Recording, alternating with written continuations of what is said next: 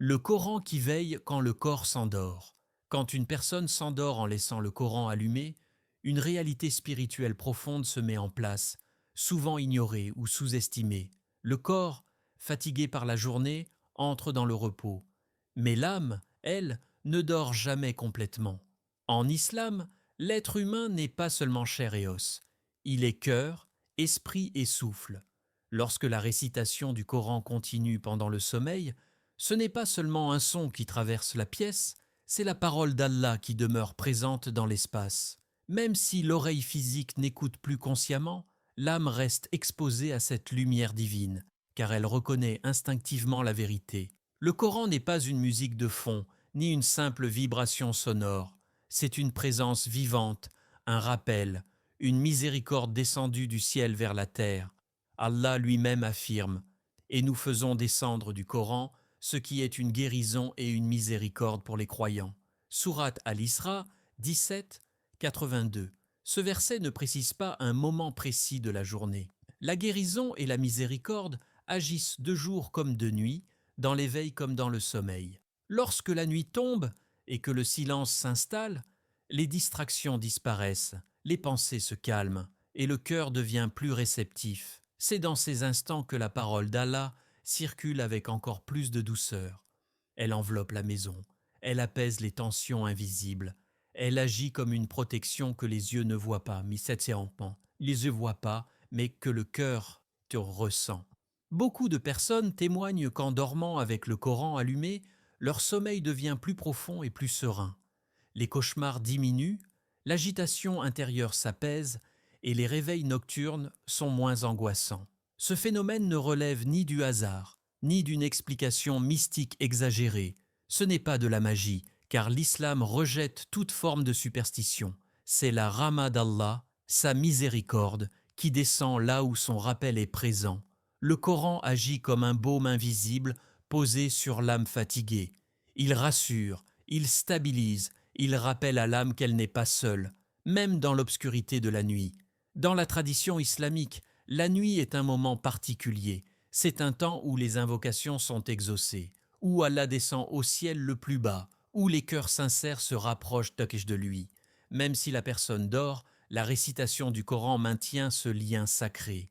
Elle transforme la chambre en un espace de rappel et la maison en un lieu de tranquillité. Le prophète, que la paix et le salut d'Allah soient sur lui, a enseigné que les maisons où Allah est invoqué sont vivantes, tandis que celles où il est oublié ressemblent à des tombes. Ainsi, laisser le Coran récité pendant le sommeil, c'est refuser que la nuit soit un moment d'oubli total. Le Coran devient alors comparable à un gardien spirituel.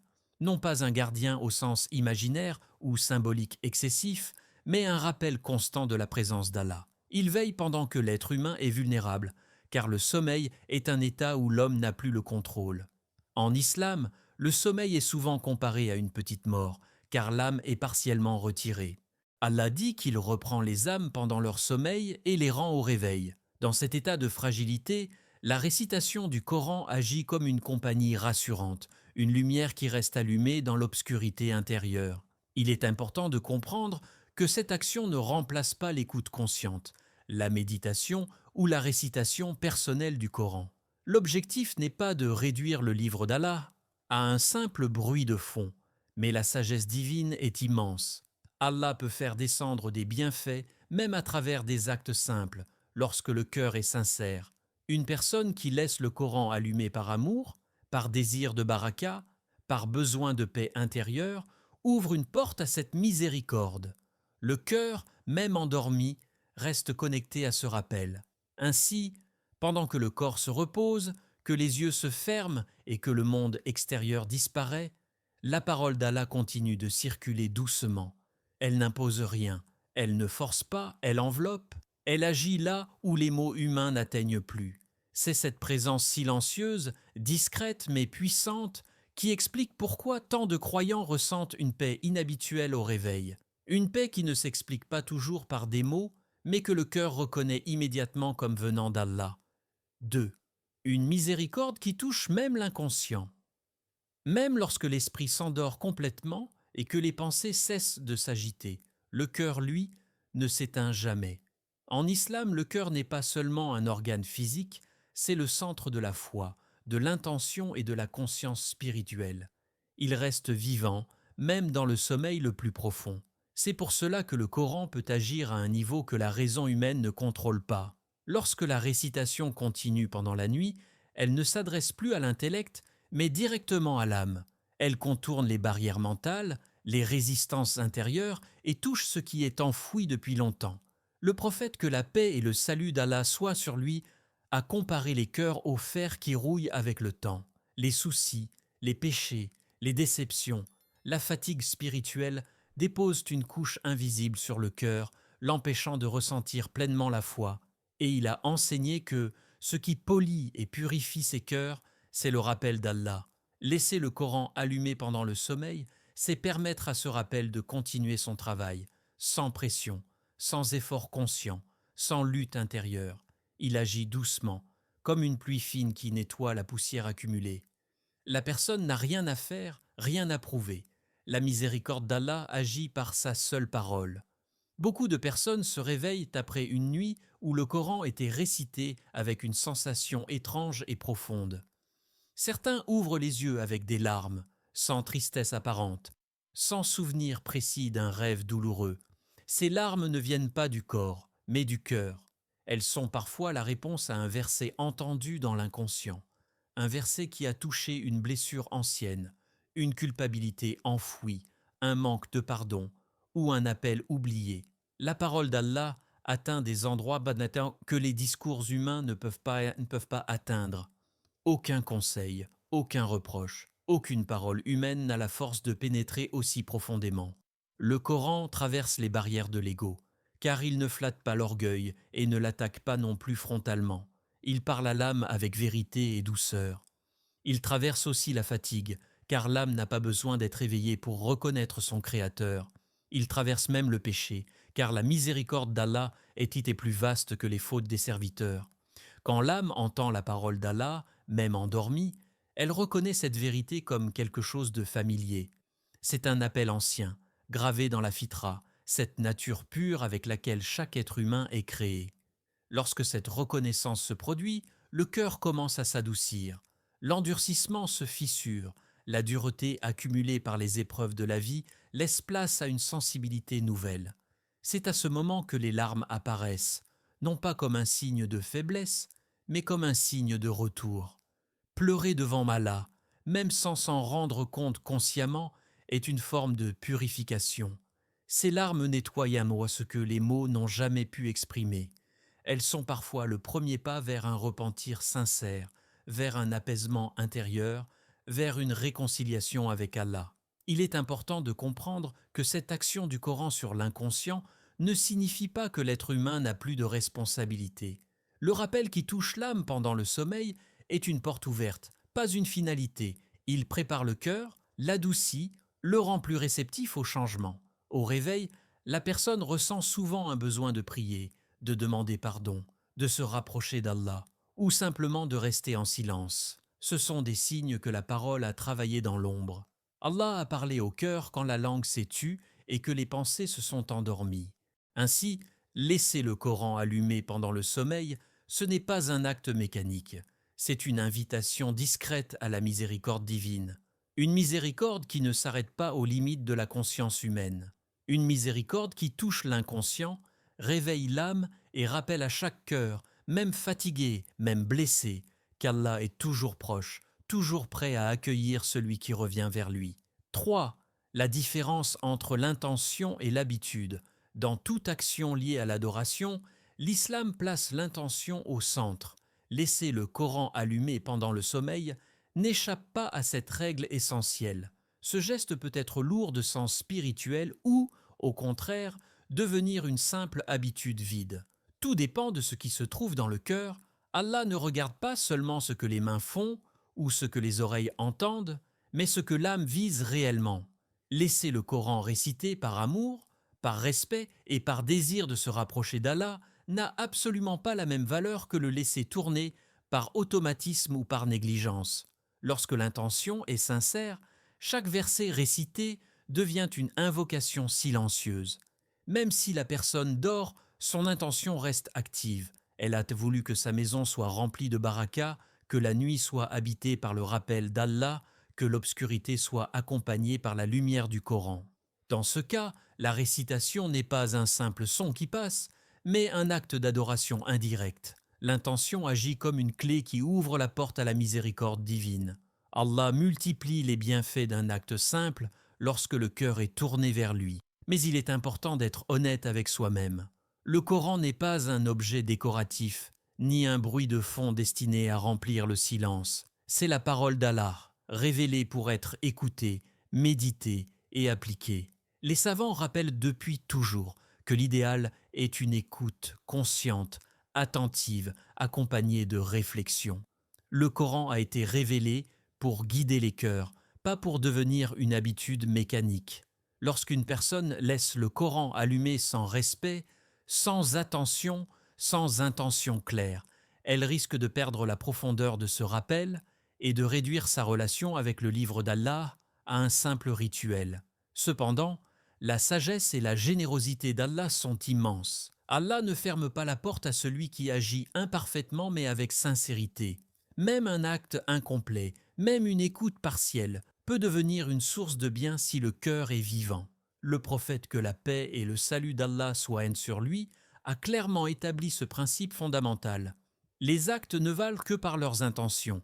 Ce hadith montre que la valeur réelle d'un acte ne réside pas dans sa forme extérieure, mais dans la direction du cœur. Une personne qui lutte contre la fatigue, qui veut écouter le Coran mais s'endort malgré elle, n'est pas comparable à celle qui traite le Coran avec indifférence. Cette différence entre intention et habitude est essentielle pour comprendre l'impact spirituel de la récitation nocturne. L'habitude vide endort le cœur, tandis que l'intention sincère le réveille. Une habitude répétée sans conscience peut faire perdre le respect du sacré. À l'inverse, une intention renouvelée transforme un acte simple en adoration. Interroger son cœur devient alors une étape nécessaire. Pourquoi est-ce que je laisse le Coran allumé? Est-ce pour me rapprocher d'Allah, pour apaiser mon cœur, pour inviter la baraka dans ma maison? Ou est-ce devenu un geste automatique, sans réflexion, sans présence intérieure? Cette question n'est pas un jugement, mais une invitation à la lucidité spirituelle. L'islam encourage l'auto-évaluation, la sincérité avec soi-même. Lorsque l'intention est claire, même le sommeil devient un espace de rappel. Le désir de se rapprocher d'Allah ne s'arrête pas lorsque les yeux se ferment. Il continue à travers l'intention posée avant de dormir. Allah récompense l'effort du cœur, même si le corps ne peut pas toujours suivre. Ainsi, la récitation du Coran pendant le sommeil doit rester liée à un respect profond pour la parole d'Allah. Elle doit être accompagnée d'une conscience, même minimale, de ce que représente ce livre. Entre l'intention et l'habitude, la différence est immense. L'une rapproche d'Allah, l'autre peut vider l'acte de son sens. Et c'est en revenant constamment à l'intention que le croyant préserve la pureté de son lien avec le Coran, même dans les moments de faiblesse, de fatigue ou de sommeil. 4. Les anges, la paix et la maison éclairée. Une maison dans laquelle le Coran est récité ne ressemble à aucune autre, car elle n'est pas seulement un espace matériel, mais un lieu habité par le rappel d'Allah. Le prophète, que la paix et le salut d'Allah soient sur lui, a enseigné que les anges se rassemblent là où Allah est mentionné et que la miséricorde descend sur ces endroits. Lorsque la récitation du Coran se prolonge dans la nuit, même pendant le sommeil des habitants, la maison entre dans une atmosphère particulière. Elle devient un lieu de sérénité, de protection et d'équilibre spirituel. Ce rappel constant modifie l'ambiance invisible du foyer, même si les habitants n'en sont pas toujours conscients. Dans de nombreuses maisons, les tensions s'installent sans raison apparente. Les disputes se multiplient, l'angoisse est présente, le sommeil est agité. Lorsque le Coran est présent régulièrement, ces tensions ont tendance à diminuer. Les cœurs s'adoucissent, les paroles deviennent moins dures et un climat de tranquillité s'installe progressivement. Cette paix ne vient pas d'un effort humain, mais d'une influence spirituelle. Le Coran agit comme une source d'apaisement qui pénètre les murs, les cœurs et les âmes. Même les enfants, sans comprendre les versets, ressentent souvent cette sérénité. La nuit, lorsque le silence enveloppe la maison, l'effet du Coran devient encore plus perceptible. Les bruits du monde disparaissent, les préoccupations s'apaisent et l'espace devient plus réceptif au rappel d'Allah. C'est à ce moment que la récitation agit comme une lampe spirituelle allumée dans l'obscurité. Même si personne n'est éveillé pour écouter consciemment, la lumière est là. Elle ne dépend pas de la vigilance humaine, mais de la puissance de la parole d'Allah. Cette lumière n'éclaire pas les yeux, mais les cœurs. Le Coran a également un rôle de purification. Il chasse ce qui est mauvais et attire ce qui est pur. Dans la tradition islamique, certaines influences négatives s'éloignent lorsque le nom d'Allah est mentionné. Les cauchemars diminuent, les peurs nocturnes s'atténuent et le sommeil devient plus paisible. Beaucoup de personnes se réveillent avec un sentiment de sécurité, comme si quelque chose avait veillé sur elles pendant la nuit. Cette sensation n'est pas imaginaire, elle est le résultat d'une nuit passée sous le rappel d'Allah, dans une maison où sa parole a été honorée. Il est fréquent que les gens cherchent des explications compliquées à cette paix ressentie au réveil. Au réveil. Pourtant, la cause est souvent simple. L'âme a respiré le rappel au lieu de l'oubli. Elle n'a pas été livrée au silence vide ou aux pensées négatives, mais enveloppée par la parole d'Allah. Cette respiration spirituelle nourrit l'âme comme l'air nourrit le corps. Même sans effort conscient, elle redonne une stabilité intérieure. Le Coran agit comme un équilibre invisible qui soutient l'être humain dans ses moments de vulnérabilité. Les anges, par la permission d'Allah, jouent également un rôle dans cette atmosphère de paix. Leur présence est associée à la tranquillité, à la douceur et à la protection. Une maison où le Coran est récité attire cette présence bienveillante. Cela ne signifie pas que la maison devient exempte d'épreuves, mais que les épreuves sont vécues avec plus de patience et de clarté. Les cœurs trouvent plus facilement le calme, même au milieu des difficultés. Ainsi, une nuit passée avec le Coran récité transforme la maison, même en silence. Elle devient un refuge, un lieu où l'âme se repose véritablement. La paix ressentie au matin n'est pas un hasard, ni une simple sensation passagère. C'est la trace laissée par une nuit éclairée par la parole d'Allah, une nuit où la maison a été vivante, éveillée spirituellement, même lorsque tous dormaient. 5. Quand l'âme se réveille avant le corps. Il arrive parfois qu'après une nuit où le Coran est resté allumé, le réveil ne soit pas ordinaire. Les yeux s'ouvrent, le corps est encore lourd de sommeil, mais quelque chose, à l'intérieur, est déjà éveillé. Une envie de prier apparaît sans raison apparente. Un désir de changer, de se rapprocher d'Allah, de demander pardon envahit le cœur. Ce réveil intérieur n'est pas le fruit du hasard. C'est souvent le signe qu'une parole divine a touché le cœur pendant la nuit, à un moment où l'ego était silencieux et où les résistances avaient disparu. Allah parle à ses serviteurs de multiples façons, parfois par des événements visibles, parfois par des épreuves, et parfois de manière très discrète. Un verset entendu à moitié pendant le sommeil peut suffire à réveiller une conscience endormie depuis longtemps. Un mot du Coran, même perçu inconsciemment, peut déclencher une transformation intérieure profonde. Parfois, ce message arrive sous la forme d'un rêve paisible, sans image spectaculaire, mais porteur d'un apaisement profond. D'autres fois, il se manifeste par une émotion soudaine au réveil, une lourdeur dans la poitrine suivie de larmes, ou un sentiment de proximité avec Allah, difficile à expliquer. Le Coran n'est pas un texte figé, il est vivant, car il provient du vivant. Allah dit « Ceci est un rappel pour ceux qui ont un cœur ». Sourate Kaf 50-37. Ce verset montre clairement que le Coran s'adresse avant tout au cœur, et non uniquement à l'intellect. Si le cœur bat encore pour la vérité, s'il n'est pas totalement fermé, alors il reste capable d'écouter, même lorsque la personne dort. Le sommeil éteint le bruit du monde, mais il peut amplifier la voix intérieure. Dans cet état, le cœur est parfois plus réceptif qu'à l'état d'éveil. Lorsque le cœur écoute, il commence à se transformer. Les préoccupations secondaires perdent de leur importance. Les fautes passées reviennent à l'esprit, non pas pour accabler, mais pour inviter au repentir. La relation avec Allah reprend une place centrale. Beaucoup de personnes décrivent un réveil accompagné d'une tristesse douce, mêlée d'espoir. Elle pleure sans comprendre immédiatement pourquoi. Ses larmes ne sont pas un signe de désespoir, mais de reconnaissance.